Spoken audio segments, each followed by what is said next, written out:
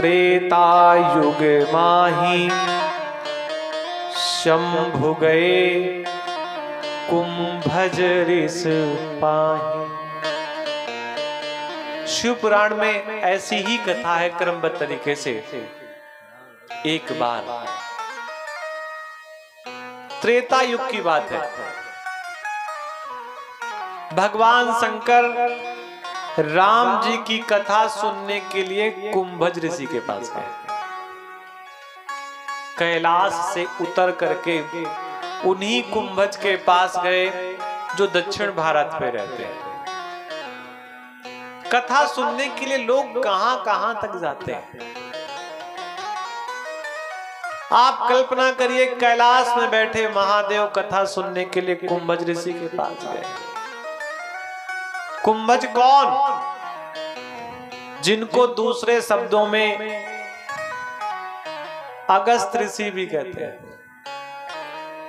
इनका जन्म मटके से हुआ और मटके को ही शास्त्र की भाषा में कुंभ कहते हैं, और उसी कुंभ को आकार देने वाले को कुंभकार कहते हैं। कुंभ को जिसने आकार दिया वो कुंभकार। ऐसे कुंभ से प्रकट हुआ,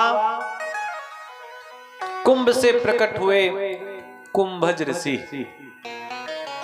समुद्र के किनारे एक बार बैठे थे। एक चिड़िया समुद्र का कुछ जल लेकर के आती, बाहर छोड़ती, चोंच से फिर लेकर के आती, फिर बाहर छोड़ती। कुंभज से देखा नहीं गया। कुंभज ने कहा, अरे पंछी, तू ये जल चोंच में भर करके बाहर फेंक रही है, ये कब तक करती रहेगी और क्यों कर रही है? उस चिड़िया ने कहा, मेरे 2 अंडे थे यहाँ पे, और इस समुद्र ने मेरे अंडे अपने अंदर समाहित कर लिए लहर के अहंकार में आकर के।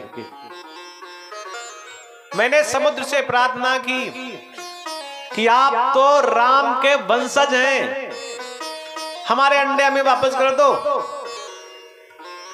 लेकिन समुद्र ने वापस नहीं किया। मैं समुद्र को सुखा दूंगी। आप कल्पना करिए, एक छोटी सी पंछी इतना बड़ा साहस बिना भगवान के कृपा के संभव कैसे हो सकता है?